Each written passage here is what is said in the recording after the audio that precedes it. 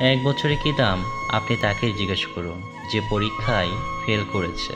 এক মাসের কি দাম আপনি তাকেই জিজ্ঞেস করুন যে গত মাসে বেতন পায়নি। এক সপ্তাহের কি দাম আপনি তাকেই জিজ্ঞেস করুন যে পুরো এক সপ্তাহ হাসপাতালে ছিল। একদিনের কি দাম আপনি তাকেই জিজ্ঞেস করুন যে সারাদিন ক্ষুধার্ত ছিল। এক ঘন্টার কি দাম আপনি তাকেই জিজ্ঞেস করুন যে কারোর জন্য অপেক্ষা করেছে। এক মিনিটের কি দাম আপনি তাকেই জিজ্ঞেস করুন যে এক মিনিটের জন্য ট্রেন মিস করেছে। এক সেকেন্ডের কি দাম আপনি তাকেই জিজ্ঞেস করুন যে দুর্ঘটনার হাত থেকে বেঁচে গেছে। তাই জীবনের প্রতিটি মুহূর্তকে সম্মান করুন এবং গুরুত্ব দিন।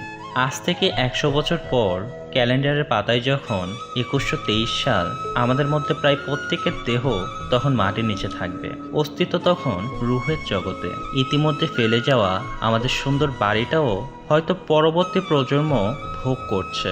পছন্দের কাপড়গুলো ব্যাকডেটেড হয়ে গেছে।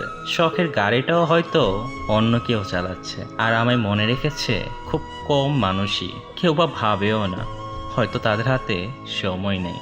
2123 সালে কবরে শুয়ে আমরা প্রায় সবাই এই বাস্তবতাকে উপলব্ধি করতে পারবো। সত্যি দুনিয়াটা কতই না তুচ্ছ ছিল, একে ঘিরে দেখা স্বপ্নগুলো কতই না নগণ্য ছিল। তাই অন্যের ক্ষতির চেষ্টা না করে, লোভ না করে, অহংকার না করে আসুন সৎভাবে জীবনযাপন করি। একটাই তো জীবন। ভালো থাকুন এবং প্রিয় মানুষদের ভালো রাখার চেষ্টা করুন। ধন্যবাদ সবাইকে।